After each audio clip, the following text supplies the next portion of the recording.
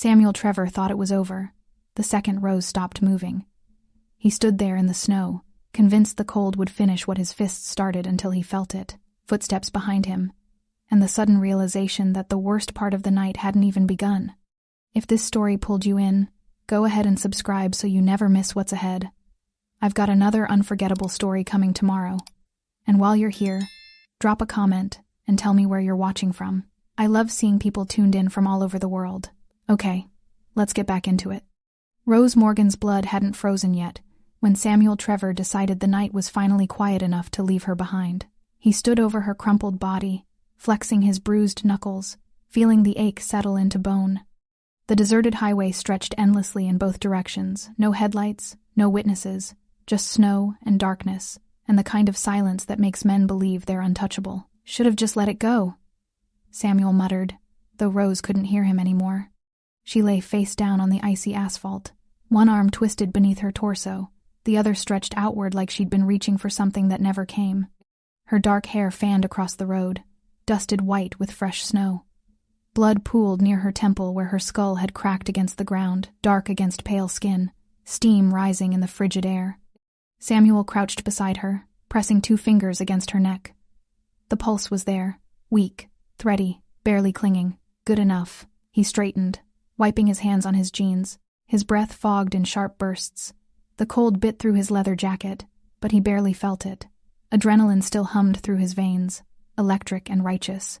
She'd brought this on herself. All those months of questioning him, doubting him, threatening to tell people the truth about things she didn't even understand. "I'm done protecting your secrets, Samuel." That's what she'd said, standing in her apartment doorway like she had any power at all, like she knew what those words would cost her. Samuel glanced down at Rose's still form. Her red flannel shirt was torn at the shoulder, her jeans soaked through from the snow. One boot had come off during the struggle, lying a few feet away like discarded evidence. The cold would finish what his fists started. Hypothermia worked fast at these temperatures. He'd looked it up once, years ago, after a hunting trip went wrong. 28 degrees, wet clothing, unconsciousness. She had maybe 90 minutes before her core temperature dropped too low. Maybe less. By morning, she'd be another tragic headline. Local artist found dead after vehicle breakdown. Authorities would piece together a story: car trouble, attempted walk for help, exposure. Nobody would question it. Nobody questioned frozen bodies in Minnesota winters. Samuel walked back to his truck, boots crunching through the snow. He paused at the driver's door, looking back one last time. Rose hadn't moved. The snow was already beginning to cover her, gentle and inexorable, like the earth claiming what belonged to it. He climbed into the cab, engine roaring to life, heat blasted from the vents. His hands trembled slightly as he gripped the steering wheel, not from guilt, but from the adrenaline crash. He'd never hit anyone that hard before, never felt bone give way beneath his knuckles, never watched someone crumple like their strings had been cut. It had been easier than he expected. The headlights swept across Rose's body one final time as he shifted into drive. For a moment, her face caught the light, eyes closed, lips parted, snow collecting in her dark lashes. Then the truck turned, and she disappeared into the darkness behind him. Samuel pressed the accelerator. Red taillights glowed briefly in the rearview mirror before the swirling snow swallowed everything. The road curved into forest, and within seconds, the scene vanished completely. Gone. Done. Over. He exhaled slowly, feeling his heartbeat settle. His phone buzzed in the cup holder, probably his brother, wondering where he'd disappeared to. Samuel ignored it. He'd figure out an alibi later. For now, he just needed distance. The highway unwound before him, empty and dark. Pine trees pressed close on either side, their branches heavy with snow. No other vehicles, no houses, nothing but wilderness and the certainty that he'd gotten away with it. Samuel allowed himself a small smile. Nobody knew Rose was out here. Nobody was coming. He'd made sure of that. Behind him, Rose Morgan lay motionless on the frozen road. Her phone was shattered 6 feet away, screen dark, useless. The temperature gauge on the nearest gas station read 28 degrees and dropping. In 90 minutes, hypothermia would claim her. In 2 hours, her heart would stop. Snow continued to fall, soft and relentless, covering her body inch by inch. The road remained empty, silent, the kind of silence that feels permanent. But something moved in that silence. Headlights appeared in the distance, not from the direction Samuel had gone, but from behind. From the stretch of highway Rose had traveled before Samuel forced her off the road. A black vehicle emerged from the darkness, moving slowly, deliberately, not rushing, not hesitant. The headlights swept across the abandoned road, catching the reflective markers, the snow-covered asphalt, the dark shape lying crumpled on the frozen ground. The vehicle stopped 30 feet away, engine idling, headlights illuminating Rose's still form. For a long moment, nothing happened. Just the low rumble of the engine, the whisper of falling snow, the terrible stillness of a woman dying alone. Then the driver's door opened. A man stepped out tall, composed, wearing a long black coat that hung open despite the cold. Dark hair, sharp features, the kind of face that revealed nothing. He stood beside the vehicle, surveying the scene with the patience of someone who'd expected to find exactly this. Theo Smets had been following Samuel Trevor's mistakes for months. Tonight, the mistakes had led here. He began walking toward Rose, boots crunching through snow. Not running, not panicked. His movements carried the weight of inevitability, like watching a door close that had always been meant to shut. The headlights cast his shadow long across the road, stretching toward Rose's body. Steam rose from his breath. Snow collected on his shoulders. He stopped beside her, looking down at her unconscious form with an expression that might have been calculation, or might have been something harder to name. Then Theo turned, very slowly, looking back down the empty highway. In the direction Samuel Trevor had disappeared, and in that moment, standing alone on a frozen road with a dying woman at his feet, Theo Smets made a decision that would unravel everything Samuel thought he'd buried. The night wasn't over. It was just beginning. Rose's first thought wasn't pain. It was cold, the kind of cold that felt like drowning, like being pulled under dark water where sound became distant and movement turned sluggish. She tried to open her eyes but couldn't remember how. Tried to move, but her body had become something foreign, disconnected, refusing every command. Somewhere far away, she heard breathing. Her own? Someone else's? She couldn't tell. Snow touched her face, soft, persistent, melting against skin that barely registered sensation anymore. Each tiny impact felt like a whisper telling her to let go, to sink deeper into the numbness spreading through her limbs. Her mind grasped for something solid, a memory, a reason to fight. Samuel's face, twisted with rage, his fist connecting, the world tilting, asphalt rushing up. The memory arrived fragmented, edges blurred. She'd been leaving, finally leaving. 3 years of walking on eggshells. 3 years of apologizing for things that weren't her fault. 3 years of watching herself shrink smaller and smaller until she barely recognized the woman in the mirror. Tonight, she'd tried to take herself back. "I'm done protecting your secrets, Samuel." She'd said it standing in her doorway, car keys in hand, overnight bag already packed. She'd said it because she thought she was safe, thought he wouldn't follow, thought the restraining order she'd filed that afternoon would matter. She'd been wrong about all of it. Rose's lungs burned with each shallow breath. Something inside her chest felt broken, grinding against itself. Ribs, probably. Maybe worse. She'd taken a first aid course once, years ago, back when she still believed knowledge could save you. Back when she thought being careful meant being safe. Flail chest, punctured lung, internal bleeding. The terms floated through her consciousness like debris from a shipwreck. She tried to move her left arm. Nothing. The signals from her brain died somewhere between intention and execution. Her body had stopped listening, stopped cooperating, stopped caring whether she survived the next 60 seconds. Panic fluttered weakly in her chest, a bird with broken wings. Move. Get up. Crawl. Do something. But her muscles wouldn't respond. She was trapped inside herself, a passenger in a vehicle careening toward oblivion with no way to grab the wheel. The cold intensified. She'd grown up in Minnesota winters, knew the progression. Numbness first, her fingers and toes already gone. Sensation retreating inward like her body was abandoning its extremities to save the core. Then the shivering would come, violent and uncontrollable. Then confusion. Then the final stage, the cruel warmth that made hypothermia victims strip naked before they died, convinced they were burning up as their bodies shut down. She wondered which stage she was in now, wondered if she'd feel herself cross into the last one. Rose's thoughts drifted to her apartment small, cluttered with half-finished paintings, smelling of turpentine and coffee. She'd been working on a series about metamorphosis, butterflies emerging from cocoons. The irony wasn't lost on her. She'd spent months painting transformation while trapped in a relationship that was slowly killing who she used to be. Who was I before him? She couldn't remember anymore.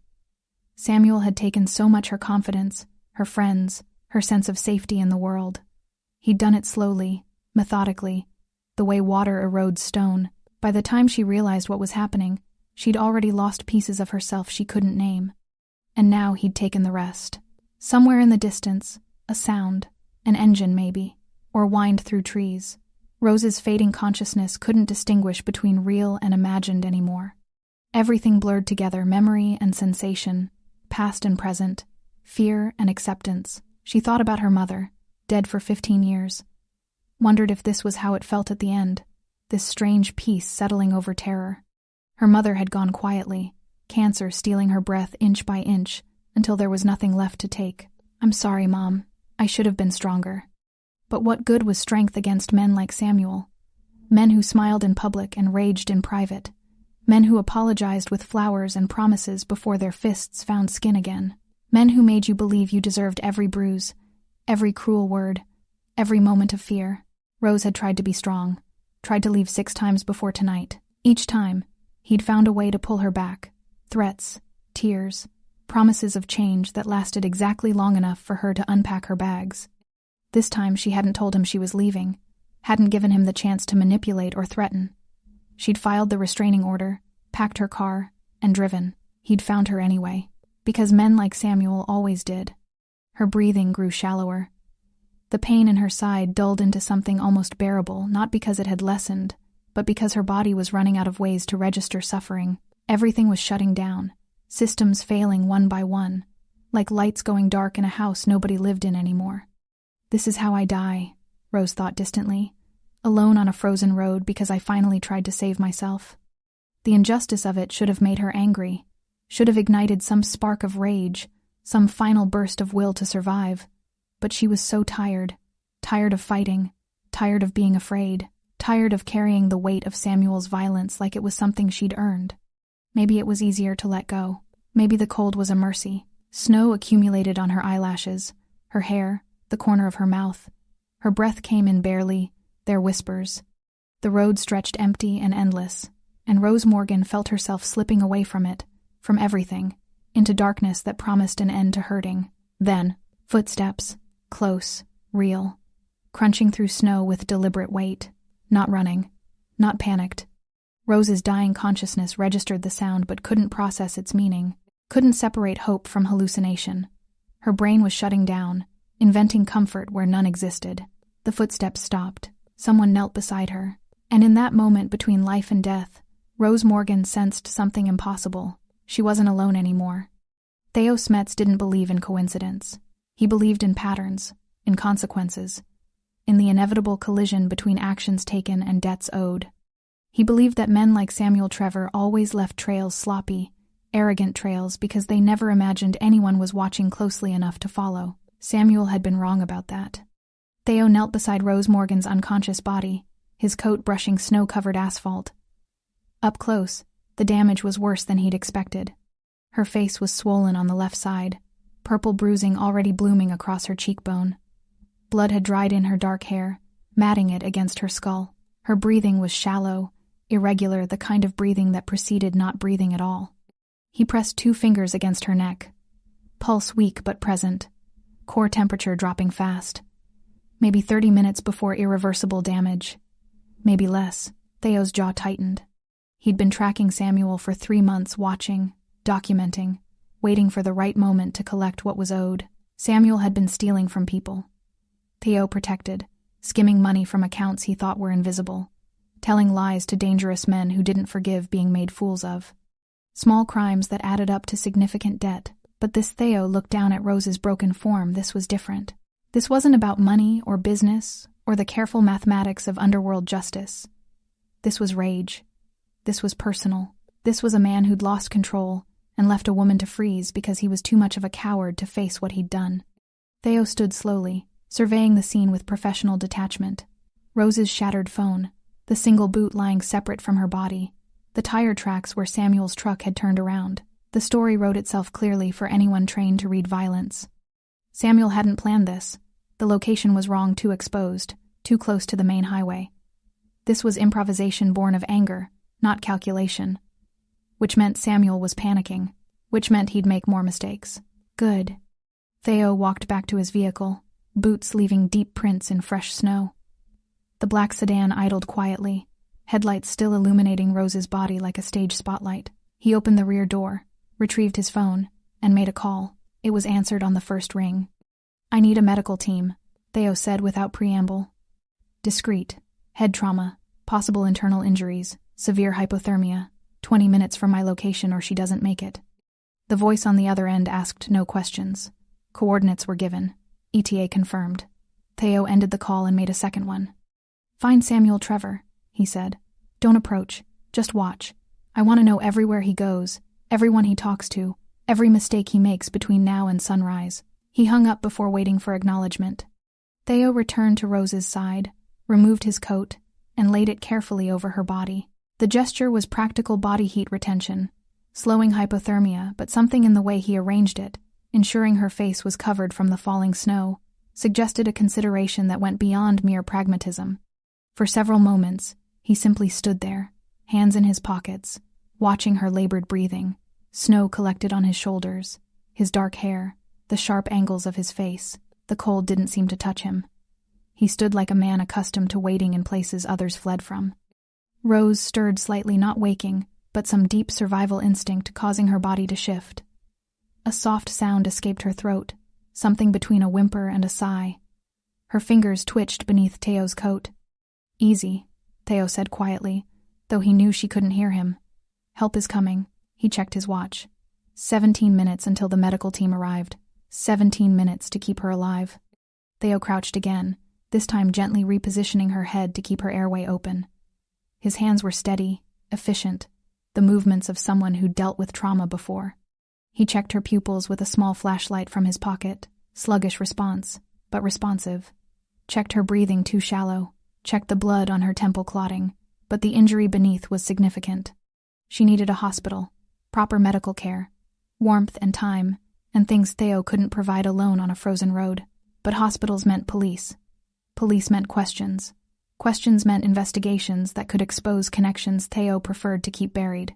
He'd have to work around that. Movement caught his attention. Headlights in the distance, approaching from the south. Theo's hand moved instinctively toward his waist, then relaxed.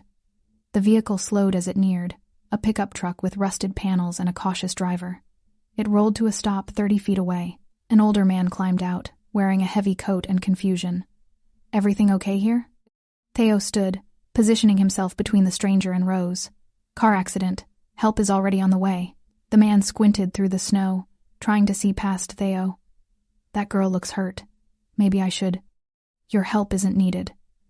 Theo's voice remained level, but something in his tone, in the way he held himself, made the man take a step backward. "Right. Okay. Just trying to help. I understand. Drive safe." The man hesitated, looked once more toward Rose's concealed form, then climbed back into his truck. He drove away slowly, glancing in his rearview mirror until the darkness swallowed him. Theo waited until the taillights disappeared completely before returning his attention to Rose. 14 minutes. He knelt again, checking her pulse, weaker than before. Her lips were turning blue despite the coat covering her. Theo removed his suit jacket, added it to the layers over her body. His dress shirt offered little protection against the cold, but he didn't seem to notice. "Stay with me," he said, his voice quiet against the whisper of falling snow. "Don't give him the satisfaction." Rose didn't respond. Her breathing grew more labored, each inhale a visible effort. Theo placed his hand against her neck, monitoring her pulse with his fingers. It fluttered beneath his touch, fragile, fading, a life held together by threads that were fraying one by one. He'd seen men die before. Watched the light leave eyes, felt the final breath rattle through broken bodies. He'd caused some of those deaths himself, when circumstances demanded and mercy ran out. But this was different. Rose Morgan hadn't earned this death. Hadn't played the games that led men to frozen roads and final reckonings. She was collateral damage in Samuel Trevor's spiral toward consequence, and Theo Smets didn't allow collateral damage. Not anymore. 11 minutes. In the distance, barely audible over the wind, came the sound of approaching sirens. Samuel Trevor made it 37 miles before his hands stopped shaking. He drove through the darkness with his headlights cutting tunnels through falling snow, radio off, heat blasting, mind racing through the details, alibi first, then cleanup, then the careful performance of normalcy that would carry him through the questions that might never come. Because nobody knew. Nobody saw. He'd made sure of that. Samuel pulled into a truck stop off Highway 61, parking beneath flickering fluorescent lights that turned the snow purple. Inside, he'd grab coffee, maybe food, establish a timeline that placed him nowhere near that frozen road. His phone showed 1:14 a.m. Perfect. He'd say he'd been driving all night, heading to Duluth for a weekend fishing trip. Nobody could prove otherwise. He climbed out of his truck, stretching muscles still tight with adrenaline. The parking lot was mostly empty, a semi idling in the corner, a sedan with Minnesota plates, a motorcycle covered in snow. Normal, quiet. Samuel walked toward the entrance, rehearsing his story. Then he stopped. A black vehicle sat in the shadows near the exit engine running, headlights off, the kind of car that cost more than Samuel made in a year, the kind that didn't belong at a truck stop in the middle of nowhere. Probably nothing. Rich guy stopping for gas. Wrong turn. Samuel continued toward the door. Samuel Trevor. The voice came from behind him, calm, measured, carrying the weight of someone accustomed to being heard. Samuel turned. A man stood beside the black sedan, tall and composed in the falling snow. Dark hair, sharp features, expensive clothes that somehow looked wrong in the fluorescent glare, too refined, too intentional. He wore a dress shirt despite the cold, no coat, like the temperature was merely a suggestion he'd chosen to ignore. "Do I know you?" Samuel kept his voice casual, but his heart rate kicked up. The man walked closer, movements unhurried. "No, but I know you." Something in those words made Samuel's stomach drop. Not the words themselves, but the certainty behind them. The kind of certainty that came from knowledge, not assumption. "Look, I don't know what you left Rose Morgan on Route 47. The man stopped 6 feet away. "Approximately 40 minutes ago. You checked her pulse, confirmed she was alive, and left her to freeze." Samuel's blood went cold, colder than the night air, colder than the fear crystallizing in his chest. "I don't know what you're talking about." The lie came automatically, but it sounded hollow even to his own ears. The man tilted his head slightly, studying Samuel the way someone might study an insect pinned to a board. "Your hands are bruised. Your right sleeve has blood on the cuff. You're 20 miles past your apartment, driving in the wrong direction, and your story about Duluth won't hold because you didn't pack fishing gear." Samuel looked down at his hands, knuckles purple and swollen, at his sleeve dark stain he'd somehow missed, evidence he'd been too arrogant or too stupid to notice. "Who the hell are you?" "Theo Smets." The name landed like a punch. Samuel had heard it before, whispered in bars, mentioned in careful conversations by men who dealt in cash and favors. Stories about a man who moved through the underworld like smoke, who settled debts quietly and permanently, who never needed to raise his voice because his reputation did the screaming for him. Stories Samuel had dismissed as exaggeration. Urban legends told by small-time criminals trying to sound dangerous. Looking at Theo Smets now, in the flesh, Samuel understood every story had been an understatement. "I didn't." Samuel's mind scrambled for traction. "Whatever you think happened. I think you've been stealing from the Bellamy accounts for 6 months." Theo's voice remained conversational. "I think you've been skimming profits from deliveries you were trusted to transport. I think you've been telling lies about people who don't forgive being lied about." Samuel's throat went dry. The Bellamy accounts. Christ. He'd been so careful, taking only small amounts, covering his tracks. "How did—" "And tonight," Theo continued, "I think you decided Rose Morgan knew too much about your business, so you eliminated the problem. She's my ex-girlfriend, not. She passed information to an accountant 3 weeks ago." Theo's expression didn't change. "Copies of invoices you thought she'd forgotten about. Details about shipments that didn't match manifests. She didn't know what she was giving away, but you did. That's why you followed her tonight. That's why you panicked." Samuel felt the world tilting beneath his feet. Rose had talked to an accountant? Given away his paperwork? When? How? "I want you to understand something," Theo said, taking one step closer. "I've been watching you for months, Samuel. Watching you steal, watching you lie, watching you make enemies of people who take enemies very seriously. I've been patient because the debt you owe takes time to calculate properly. Another step, but tonight, you hurt someone who had nothing to do with your crimes. Someone who was only guilty of knowing you. And that Theo's voice dropped lower, quieter, somehow more terrifying in its restraint, changes everything. Samuel's hand moved toward his pocket keys, phone, anything but Theo's gaze stopped him cold. If you run, I'll find you before sunrise. If you call the police, I'll ensure they discover every crime you've committed since you turned 18. If you try to finish what you started with, Theo paused, letting the implication hang in the frozen air. You won't get close enough to try. What do you want? Samuel's voice cracked. I want you to understand that this story is over. Your version ends here. What happens next depends entirely on whether Rose Morgan lives or dies. Is she? Samuel stopped himself, but too late. Theo smiled, but it was the kind of smile that made Samuel's skin crawl. You're wondering if she's alive, if someone found her, if your mistake is reversible. He took one final step, close enough that Samuel could see the absolute coldness in his eyes. She's alive, Samuel, despite everything you did to make sure she wasn't, and now you're going to live with what comes next. Theo turned, walking back toward his vehicle with the same unhurried confidence he'd approached with. Where are you going? Samuel called out, his voice desperate. Theo opened his car door, looked back over his shoulder, to watch you understand what consequence feels like. Then he was gone, the black sedan pulling away into darkness, leaving Samuel Trevor standing alone under fluorescent lights with blood on his sleeve, and the weight of his mistakes finally catching up. The medical team arrived without sirens. 2 vehicles, a dark SUV and an unmarked van pulling onto the frozen road with practiced efficiency. 4 people emerged, 2 paramedics, a doctor, and someone Theo recognized as one of Dr. Keller's trauma specialists from the private clinic downtown. No questions asked, no paperwork. No official records that would trigger investigations, exactly as Theo had requested. How long? Dr. Keller knelt beside Rose, already assessing vitals with swift, practiced movements. 43 minutes since I found her, Theo said, pulse weakening, breathing shallow, core temperature critical. Dr. Keller worked quickly, IV line inserted, heated blankets wrapped, oxygen mask secured. Her team moved like choreographed dancers, each person knowing their role without needing direction. Possible skull fracture, multiple rib fractures, internal bleeding likely. Dr. Keller looked up at Theo. She needs surgery. Soon. Can she be moved? She'll die if we don't. Theo nodded. Take her to your facility. Keep her off the grid.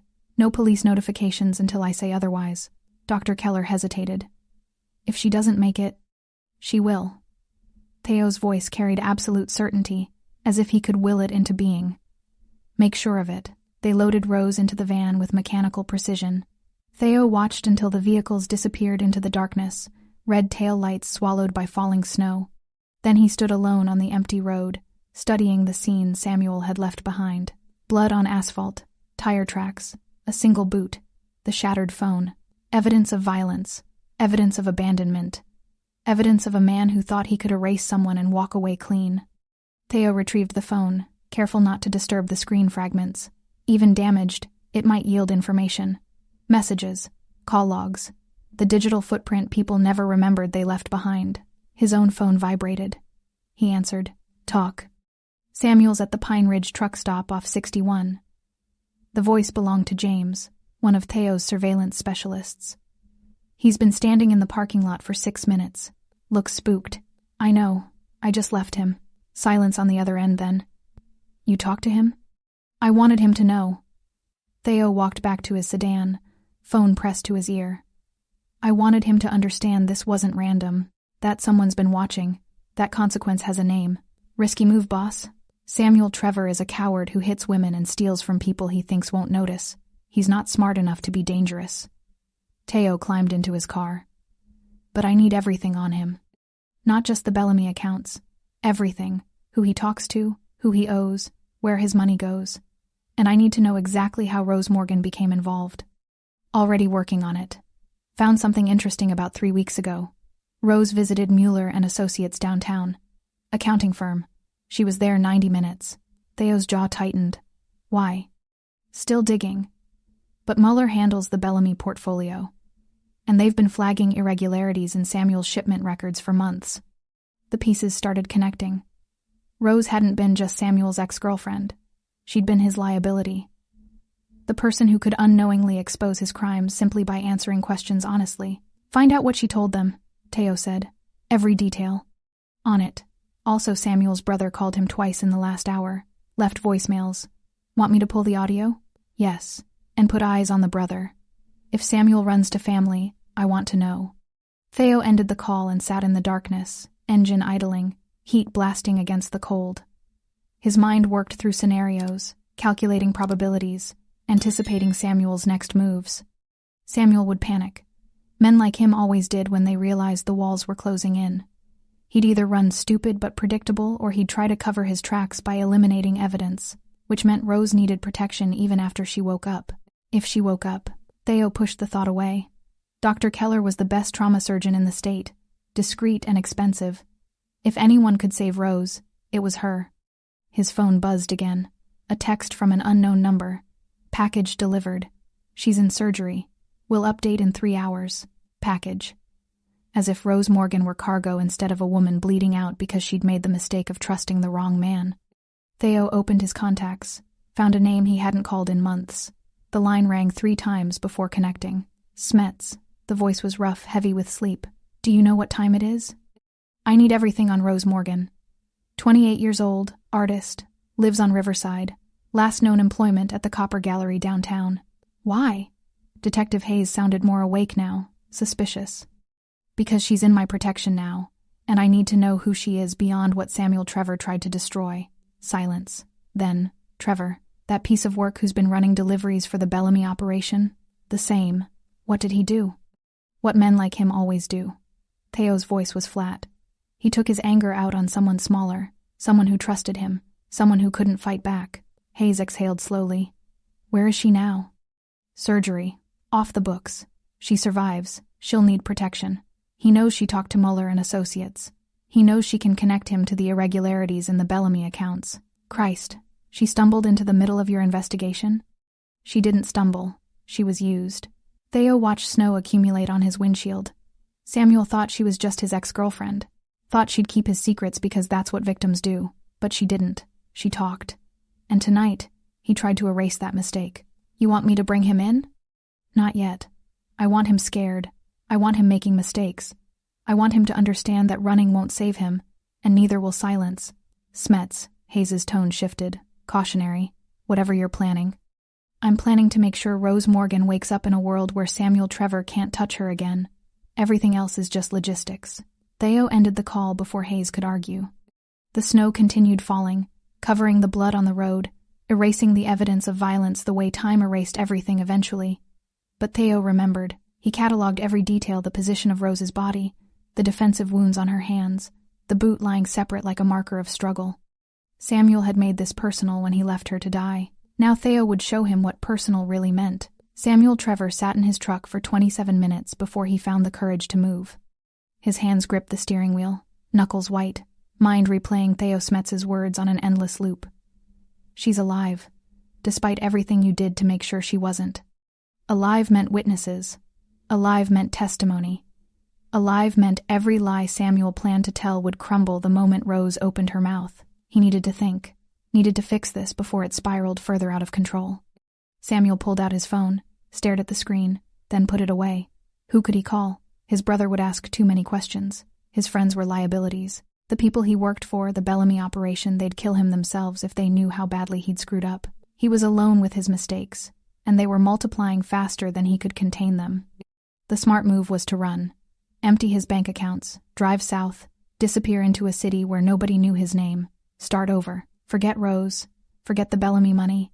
Forget everything that had led to this frozen parking lot and the realization that he'd gambled his life on a hand he couldn't win. But running meant admitting defeat. Running meant Theo Smets won. Samuel's jaw clenched. He started the engine. Theo stood beside Route 47, exactly where Rose had fallen, waiting. The snow had stopped. The sky was clearing, revealing stars that turned the landscape into something almost beautiful if you could forget the violence that had happened here hours earlier.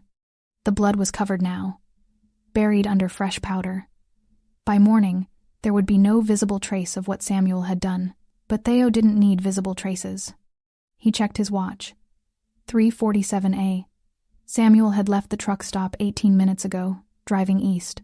James was tracking him remotely, watching his movements through GPS and traffic cameras, feeding coordinates to Theo in real-time updates. Samuel's heading back toward the city. Speed increasing. He's running. Theo's phone buzzed with the message. He smiled without humor. Not running. Not yet. Samuel was the kind of man who needed to see something, to confirm it with his own eyes, before he believed it was real. He'd come back to the road. He'd check whether Rose's body was still there, whether evidence remained, whether the story he'd tried to write had actually ended. Theo knew men like Samuel, knew their patterns, knew how predictability made them easy to corner. Another text. He's turning onto 47, heading your direction. Perfect.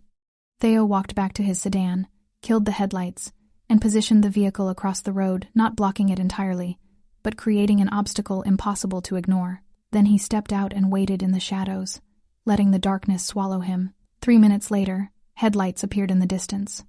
Samuel's truck approached slowly, cautiously. He slowed further when he saw the sedan, coming to a full stop 50 feet away. The engine idled. Samuel didn't get out. Theo stepped into the road, illuminated by the truck's headlights. Samuel's brake lights flared brighter, fight-or-flight instinct kicking in. Then the driver's door opened. Samuel climbed out, trying to look confident, trying to reclaim some illusion of control. "You following me now?" Samuel called out, voice carrying false bravado. "No, I'm waiting for you." Theo walked closer. "I knew you'd come back.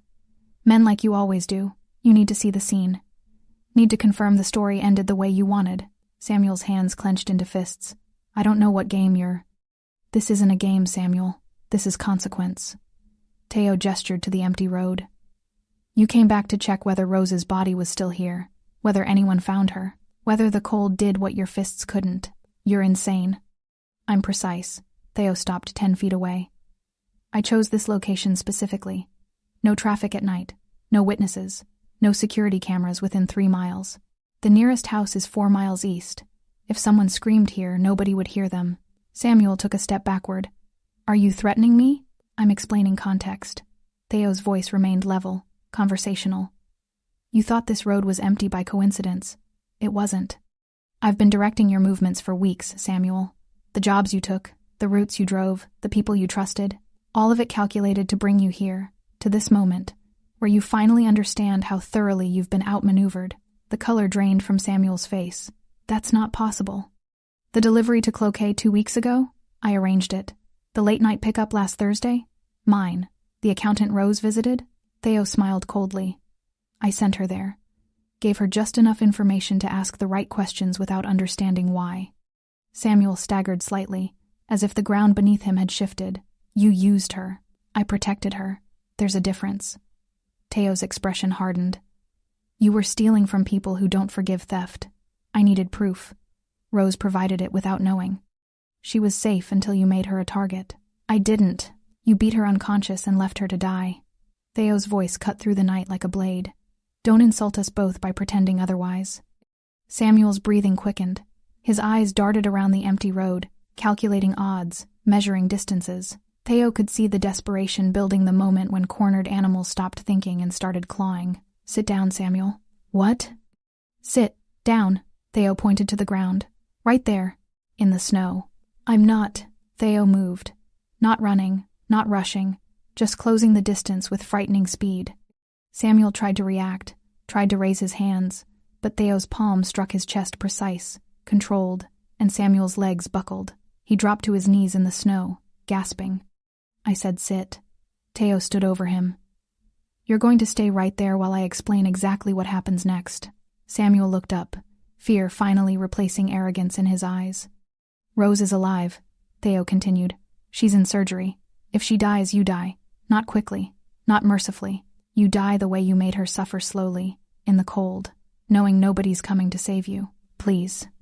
If she lives, you answer for everything. The theft, the violence, the lies. You confess to the Bellamy operation. You return every cent you stole. You disappear from Rose's life so completely she forgets you existed. They'll kill me if I confess." "Yes." Theo crouched down, eye level with Samuel. "But that's better than what I'll do if you run. Because, Samuel," his voice dropped to barely above a whisper, "I will always find you. Always. And when I do, You'll wish you'd taken your chances with them. Headlights appeared in the distance, 2 vehicles approaching from the east. Samuel's eyes widened. Who's that? People who've been waiting for permission to collect what you owe. Theo stood. This is the moment, Samuel. The moment you decide whether you die a coward or whether you face what you've earned. The vehicle stopped. Doors opened. 3 men emerged, large, silent, purposeful. Samuel looked up at Theo, all pretense finally stripped away. What did you do? I balanced the scales. Theo walked toward his sedan. Everything else is just gravity. The 3 men moved like shadows given substance, deliberate, unhurried, carrying the weight of professional violence barely contained beneath pressed suits and impassive expressions. Samuel recognized one of them, Victor Bellamy's enforcer, the man who handled problems too delicate for police involvement. Problems like theft, like betrayal, like loose ends that talk too much. Samuel tried to stand, but his legs wouldn't cooperate. Fear had locked his muscles, turned his bones to water. Wait, Theo. Please, we can work this out. Theo paused at his sedan, hand on the door. He didn't turn around. You had months to work it out, Samuel. Every day you stole, every lie you told, every time you chose cowardice over accountability, those were opportunities. You spent them all. I'll confess. I'll tell them everything. I'll return the money. Yes, you will. Theo finally looked back, his face illuminated by the sedan's interior light. But not because I'm giving you a choice, because it's the only path left that doesn't end with your body feeding the woods before sunrise. The enforcer, a broad man with Slavic features and hands like concrete blocks, stopped in front of Samuel. He didn't speak, didn't need to. His presence said everything words couldn't. Samuel's breath came in ragged gasps. This isn't fair. Fair? For the first time, emotion cracked through Theo's controlled facade. You beat a woman unconscious, left her bleeding in the snow, hoped the cold would erase your mistakes like she was nothing more than an inconvenient witness. And you want to talk about fair? Theo walked back toward Samuel, each step measured, controlled, dangerous. The 3 men parted to let him through. He crouched down again, close enough that Samuel could see the absolute coldness in his eyes, the kind of cold that had nothing to do with temperature and everything to do with the absence of mercy. I've killed men, Samuel. Men who deserved it less than you do. Men who made cleaner mistakes, who showed more courage, who faced their consequences without begging. Theo's voice was barely above a whisper, forcing Samuel to strain to hear. Do you want to know why you're still breathing? Samuel nodded frantically. Because Rose Morgan is still breathing. Because somewhere in a surgical suite, a doctor is fighting to keep her heart beating, her lungs working, her brain functioning despite everything you did to stop them. Her survival is the only thing standing between you and a shallow grave. Theo stood, brushing snow from his knees. So here's what happens now. You're going to get in that vehicle. He pointed to the black SUV idling behind the 3 men. You're going to drive to the Bellamy warehouse. You're going to confess every theft, every lie, every cut you skimmed from their operations. You're going to return every cent you can access and sign over everything you own to cover the rest. They'll kill me. Probably. Theo's expression didn't change. But Victor Bellamy is a businessman first. He might decide your debt can be worked off. Might decide you're worth more alive than dead. That's between you and him. And if I refuse? Theo glanced at the enforcer, then back to Samuel. Then you don't leave this road. And tomorrow, when hunters find your truck abandoned with blood on the steering wheel, everyone will assume you ran. Assume guilt caught up with you. Assume the cold or the wolves or simple cowardice finally claimed you. The enforcer's hand moved to his waist, where something metallic glinted in the starlight. Choose, Samuel. Theo walked back to his sedan. Face what you've earned, or disappear into the same mercy you showed Rose. Samuel chose survival. He climbed into the SUV on trembling legs, flanked by 2 of the 3 men. The enforcer took the driver's seat, silent and immovable. The doors closed with the finality of a coffin lid.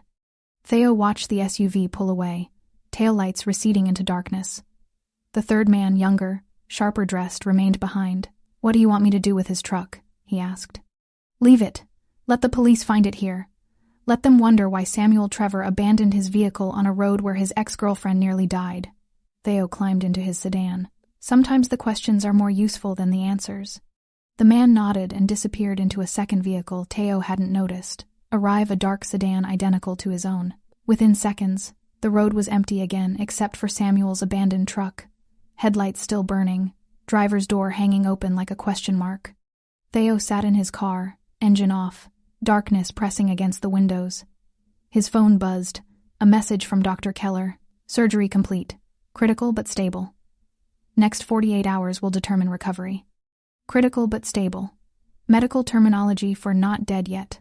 Theo closed his eyes, feeling the tension he'd been carrying finally catch up with him. He'd been running on calculated fury for hours, moving pieces across a board only he could see, orchestrating consequences with surgical precision. But now, in the silence, he allowed himself one moment of something that might have been concern. Rose Morgan hadn't asked to be involved in his investigation, hadn't volunteered to become bait for Samuel's panic. She was collateral in a war between criminals, an innocent caught in machinery designed to grind people like her into dust, and yet she'd survived. Despite Samuel's fists, despite the cold, despite the odds stacked against her by geography and timing and the simple cruelty of men who thought violence solved problems, she'd survived because Theo had been watching, because he'd anticipated Samuel's breaking point, because he'd positioned himself exactly where consequence needed to arrive. But that didn't erase his responsibility, didn't change the fact that his investigation had painted a target on Rose's back, didn't absolve him of the role he'd played in bringing her to that frozen road. Another message from Dr. Keller. She's asking for someone. Disoriented but conscious. Needs familiar face. Theo stared at the text. Rose didn't know him. Wouldn't recognize his face or voice. Wouldn't understand why a stranger in expensive clothes sat beside her hospital bed making promises about safety. He typed a reply. Contact her emergency contacts. Family, friends, anyone she trusts. The response came quickly. Already tried. Parents deceased. No siblings. Friends not answering at 4 a.m. You're all she has right now. Theo sat with that information, feeling its weight. Rose Morgan isolated by Samuel's abuse, disconnected from support systems, alone in the world except for the man who'd used her as an unwitting informant. He started his engine. The drive to Dr. Keller's private clinic took 23 minutes. Theo spent them composing explanations that felt inadequate. How do you tell someone they nearly died because you needed evidence? How do you apologize for consequences you'd anticipated but failed to prevent? You don't, Theo realized. You just make sure it never happens again. He pulled into the clinic's underground garage, parked, and walked toward the elevator that would take him to Rose Morgan's room, toward the woman whose survival had saved Samuel Trevor's life, toward the woman Theo had promised to protect. Even if she never understood why. The hallway smelled like antiseptic and something else, copper maybe, or fear. Theo walked past empty rooms with darkened windows, his footsteps echoing against tile floors. Dr. Keller's clinic occupied the 3rd floor of a building that officially housed medical offices and unofficially treated patients who couldn't afford questions. Room 307. Door half open, lights dimmed. Theo paused outside, listening. Steady beeping of monitors. The mechanical whisper of oxygen. Someone breathing shallow, labored, but alive. He pushed the door open. Rose Morgan lay in the hospital bed, looking impossibly small beneath white sheets and medical equipment. Her face was swollen beyond recognition. Purple bruises blooming across her left cheekbone, bandages wrapped around her skull, one eye sealed shut from trauma. An IV drip ran into her arm. Oxygen tubes snaked beneath her nose. Monitors tracked her heartbeat in irregular patterns that made Theo's jaw tighten. This was what Samuel's fists had created. This was the consequence of rage given permission to destroy. Dr. Keller stood beside the bed, reviewing charts. She looked up when Theo entered, exhaustion written across her features. She's stable. For now. Prognosis? Skull fracture, grade 2 concussion, 4 broken ribs, punctured lung, severe hypothermia. Doctor. Keller rattled off injuries like grocery items. I've repaired what I could. The rest depends on her. Whether she fights, whether her body decides survival is worth the effort. Theo moved closer to the bed, studying Rose's battered face. You said she was conscious. Briefly, disoriented. She asked where she was, who hurt her, whether she was safe. Dr. Keller paused. Then she asked if Samuel was coming back. Something cold settled in Theo's chest. Even unconscious, even broken, Rose's first fear was the man who'd put her here. What did you tell her? That she was safe, that no one could reach her here. Dr. Keller closed the chart. I didn't mention you. Didn't know how to explain a stranger orchestrating her protection. Good. Theo pulled a chair beside the bed. sat down. When she wakes again, I'll explain. Will you tell her the truth? Some of it. Dr. Keller watched him for a long moment. You feel responsible. It wasn't a question. Theo didn't answer. She would have died without your intervention. Dr. Keller continued. The hypothermia alone another 15 minutes, and her core temperature would have dropped past recovery. You saved her life, Smets. I painted the target. Theo's voice was flat.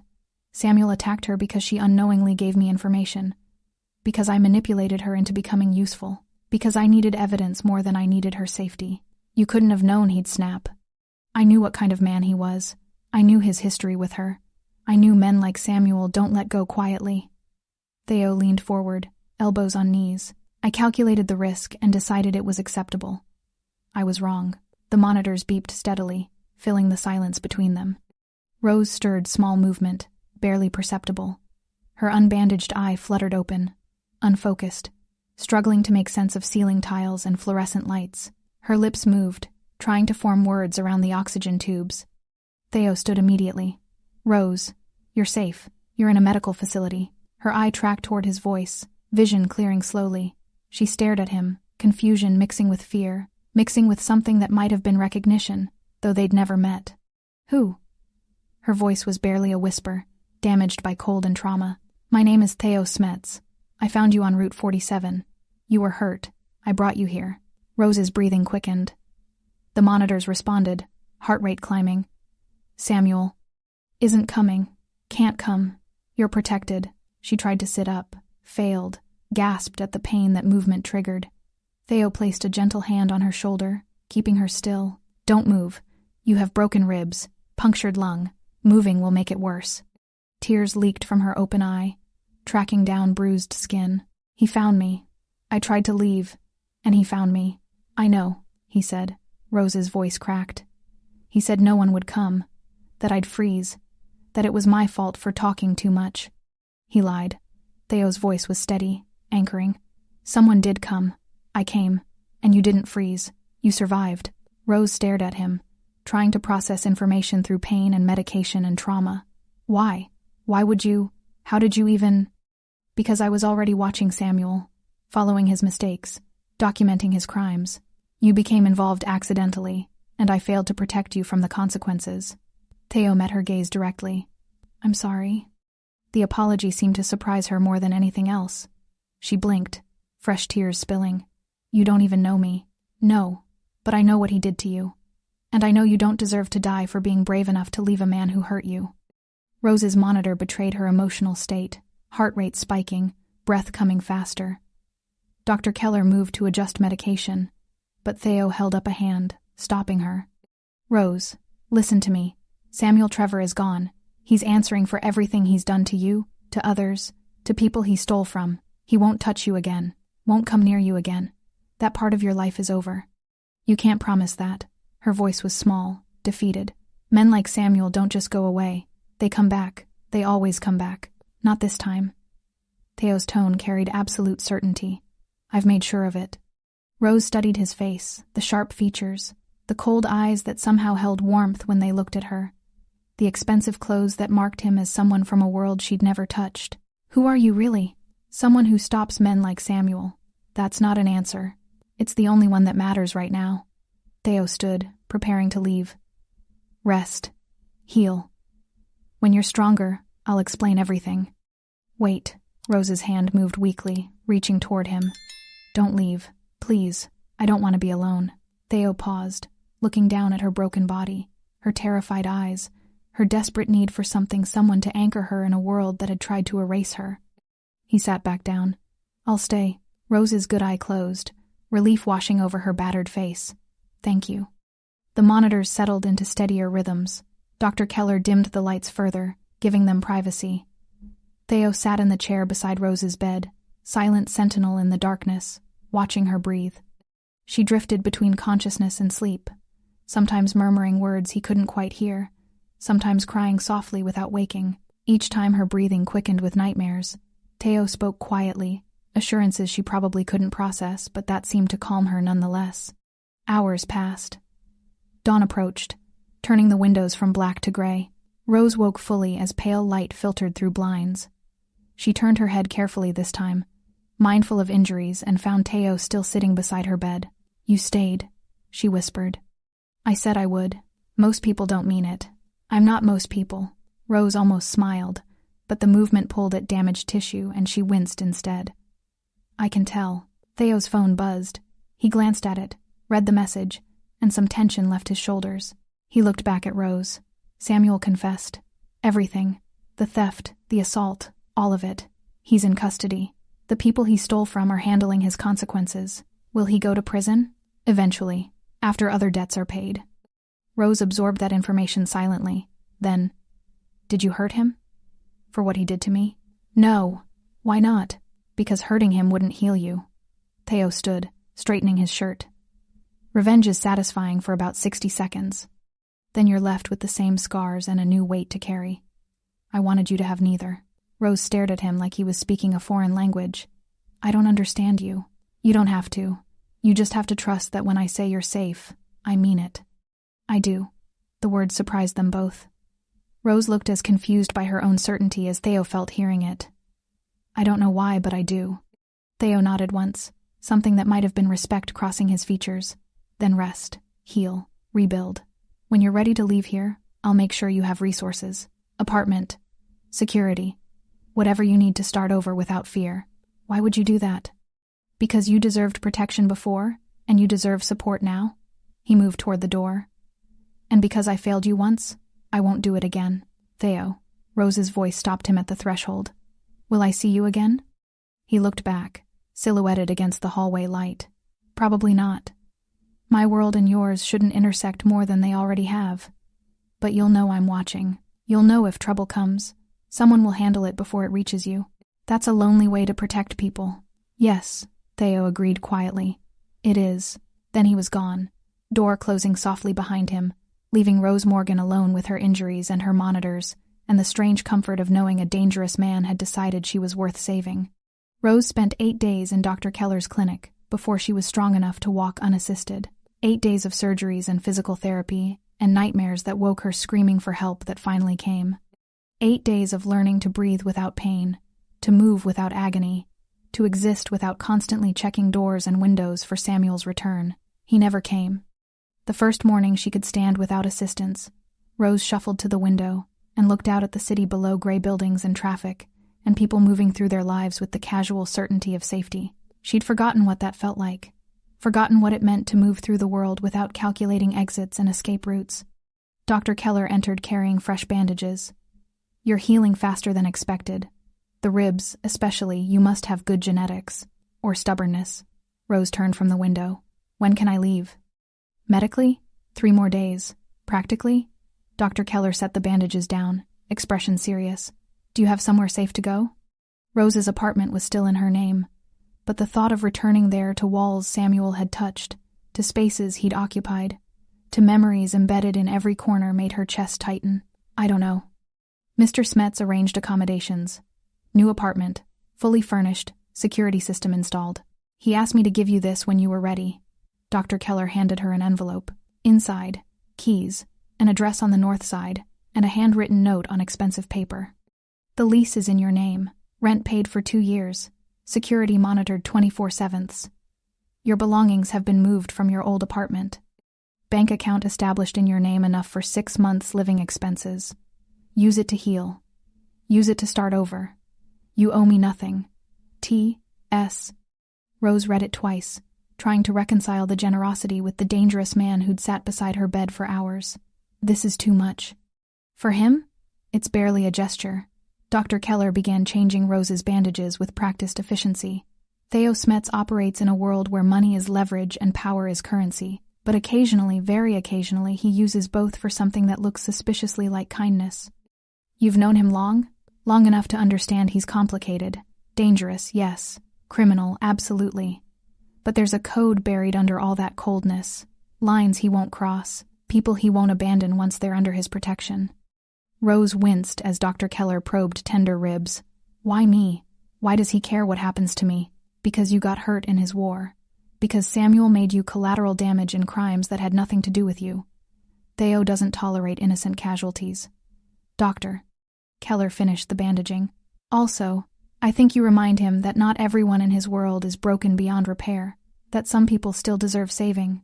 I don't feel saved. I feel rearranged. Rose looked down at her healing body, at bruises fading from purple to yellow, at scars that would remain long after pain disappeared.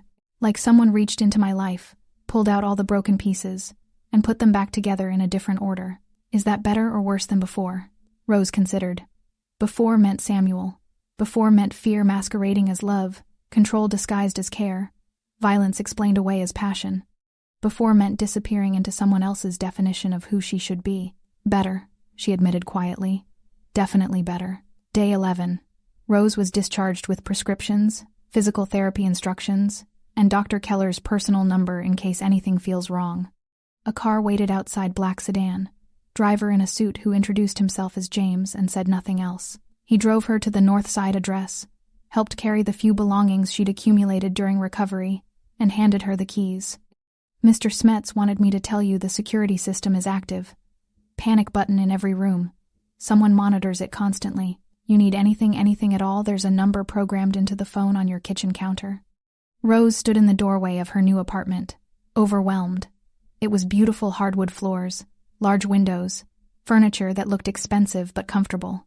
Nothing like the cramped studio she'd shared with Samuel, where every surface held memories of arguments and apologies and the slow erosion of self-worth. This place felt clean, untouched, like possibility made physical. Thank you, she told James. He nodded and left without ceremony. Rose walked through the apartment slowly, cataloging details. Her paintings, the ones she'd thought lost, hung on the walls, professionally framed.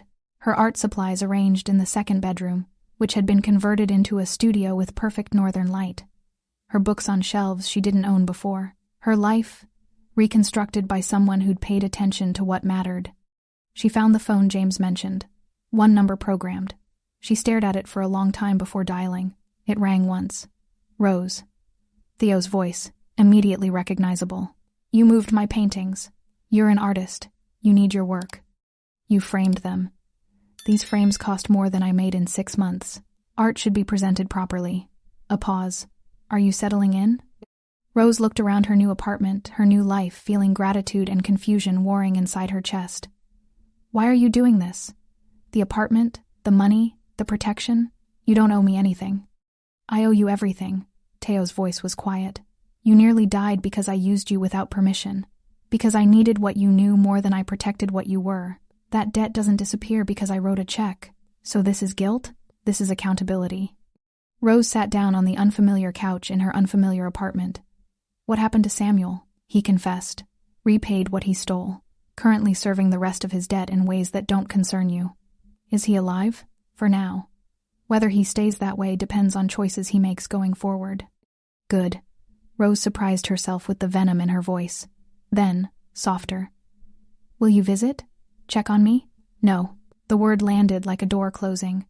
Rose felt something crack in her chest, not heartbreak, but disappointment. Why not? Because my presence in your life is dangerous. Because people who know me become targets for people who hate me. Because you deserve safety more than you deserve my company. Theo exhaled slowly. You're rebuilding, Rose. Building something new from pieces Samuel tried to destroy. Don't let me become another complicated man who dictates your world. You're nothing like him. I'm exactly like him. I just hide it better. A long pause. Be safe, Rose Morgan. Make art. Build a life. Forget the night you almost died and the man who couldn't save you fast enough. Theo. The line went dead. Rose sat holding the phone, tears streaming down her healing face. Not from sadness, but from the strange ache of being protected by someone who refused to stay. Someone who saved her life and then disappeared because he believed his presence would damage what he'd fought to preserve. She understood it, even hated it a little, but she also knew Theo Smets was right. Her new life couldn't include the man who'd orchestrated its beginning. That would be trading one complicated relationship for another. Swapping Samuel's control for Theo's protection, losing herself again in someone else's definition of safety. Rose stood, wiped her eyes, and walked to the studio. Her easel waited. Clean canvas. Fresh paint. She picked up a brush and began creating something new. 4 months of physical therapy taught Rose that healing wasn't linear. Some days she woke without pain, body moving smoothly. scars barely noticeable. Other days, every breath hurt. Every movement reminded her of the night Samuel's fists rewrote her understanding of vulnerability. The therapist said this was normal, said trauma lived in the body long after wounds closed. Rose learned to live with both versions of herself. She painted through the hard days. Bold colors, aggressive brushstrokes, canvases that screamed what she couldn't say aloud. The studio became her sanctuary, the place where rage and grief and relief could coexist without apology. The Copper Gallery called 6 weeks after her discharge. Her old boss, Maria, voice careful and kind. "Rose, honey, I heard about everything. Are you okay?" Rose almost laughed. Was she okay? She was alive, which was more okay than Samuel intended. "I'm managing. Listen, I have a collector asking about your butterfly series, the Metamorphosis paintings. They want to commission new work, 12 pieces, full creative control, budget that'll keep you comfortable for a year. You interested?" Rose looked at the canvas she'd been working on, a woman emerging from darkness, wings forming from wounds. "Yes. I'm interested." The commission gave her purpose beyond survival. She worked 12-hour days, losing herself in paint and possibility, creating art that documented transformation without romanticizing trauma.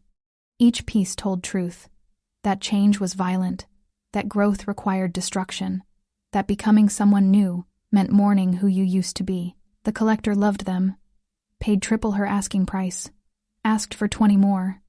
Rose Morgan became, against all odds, successful. The panic attacks started 3 months in, sudden, devastating, triggered by nothing and everything.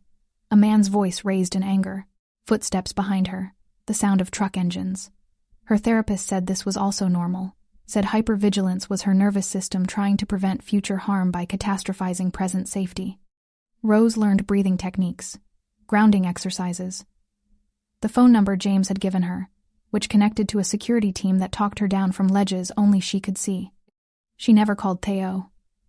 The temptation was there, especially at 3:24, when nightmares woke her and silence felt like drowning. But he'd been clear. His presence was danger disguised as protection. And Rose was done letting men, even well-intentioned ones, define the boundaries of her world. She saved herself instead, one panic attack at a time. One nightmare survived. One day of choosing to keep breathing when breathing felt impossible. Samuel Trevor's name appeared in the news 4 months after that night. Rose saw it while scrolling her phone. Local man dies in custody following confession to multiple crimes. She read the article twice, feeling nothing, then everything, then nothing again. Samuel was dead. Not from Theo's hands, but from consequences he'd spent years outrunning. The article mentioned theft, assault, connections to organized crime. It mentioned a woman he'd nearly killed. It didn't mention her name.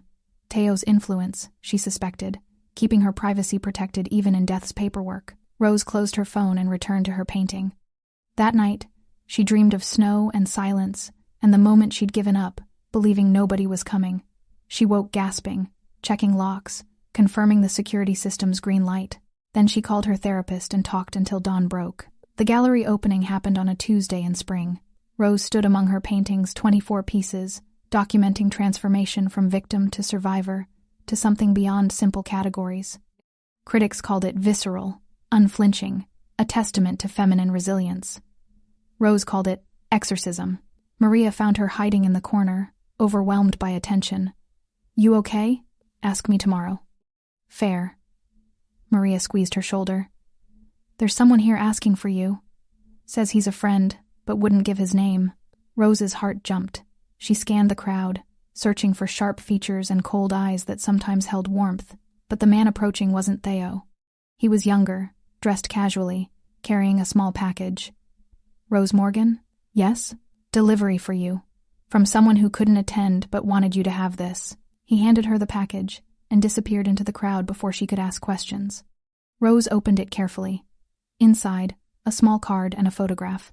The photograph showed her unconscious on the frozen road, snow falling, darkness pressing close. But in the frame's corner, barely visible, a figure approached. Theo, captured mid-stride, walking toward her through the night. The card read, "You survived because you're stronger than the cold, the violence, and the men who thought they could break you. I was just there to witness it. Proud of what you've built. T.S." Rose stared at the photograph. at the visual proof that someone had come, that she hadn't been abandoned to die alone. That consequence had arrived exactly when it needed to. She tucked the photo into her bag and returned to her gallery opening, to the art she'd made from ashes, to the life she'd built from broken pieces, to the future Samuel never imagined she'd survive to see. That night, alone in her apartment, Rose hung the photograph above her easel, not as reminder of trauma, but as evidence of truth, that the worst night of her life had also been the beginning of becoming someone new. That survival wasn't passive, it was choice, repeated daily, to keep existing despite every reason to quit. She picked up her brush and began a new painting, a woman walking through snow toward light she couldn't see yet, trusting it existed somewhere ahead. Rose Morgan painting her own rescue. Rose Morgan, finally free. Outside her window, the city moved through darkness toward dawn, indifferent to individual suffering, blind to private victories. But in that small apartment on the north side, protected by systems she didn't fully understand and funded by a man she'd never see again, Rose Morgan created art that screamed a truth Samuel Trevor had tried to silence. Some people think the past stays buried, others learn it walks quietly behind them, and a few, the survivors, the fighters, the ones who refuse to disappear, they learn to walk faster. Thanks for sticking with this story until the very end. You're the reason these stories feel alive. If you're ready for another powerful journey, just tap the next video on your screen. And before you go, leave a quick comment and rate this story from 1 to 10. I'm excited to read your thoughts and connect with you in the comments.